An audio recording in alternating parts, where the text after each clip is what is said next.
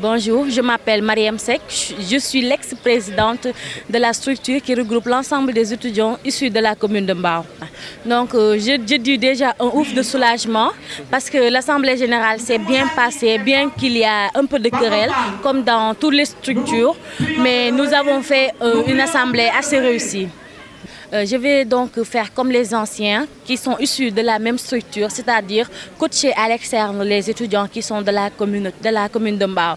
Donc s'ils nous sollicitent ou bien si nous avons des conseils à leur donner, nous serons là, nous serons disponibles et réceptifs à l'appel des étudiants de cette localité.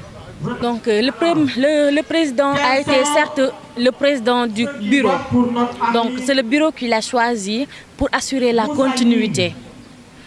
Parce qu'il est bien imprégné au niveau de cette structure, il connaît les rouages, il sait exactement ce qu'il faut faire. Donc je n'ai pas de crainte vis-à-vis de sa réussite.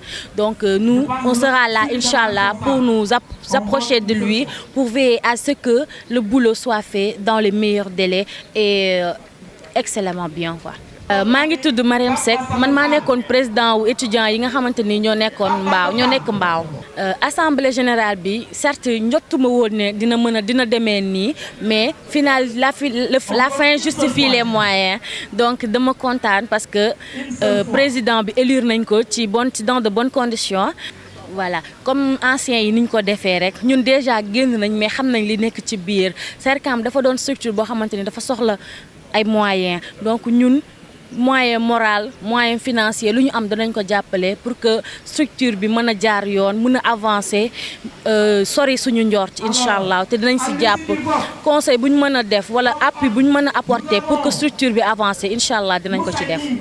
Waaw président bu yes bu Sercam bi mën naa wax ne président wu structure bi la ñun ñoo ko jiitaloon parce que moom dañu wóor na ne il va essayer de respecter continuité bi nga xamante ni ñun moom la ñu commencé woon jëlee ko ci ancien président bi.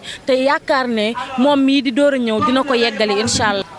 Mamadou Diagne, étudiant en licence 3 en journalisme et communication au CESTI. Je suis heureux, je suis vraiment heureux et content. Les étudiants m'ont porté à leur tête aujourd'hui. L'Assemblée générale a été un peu houleuse, mais tout s'est bien passé. Tout qui commence bien et qui finit bien.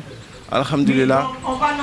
C'est un défi que les étudiants ont tenu, que je dois relever. Un défi que je dois relever et Inch'Allah la tâche ne sera pas facile, mais on va essayer de se battre.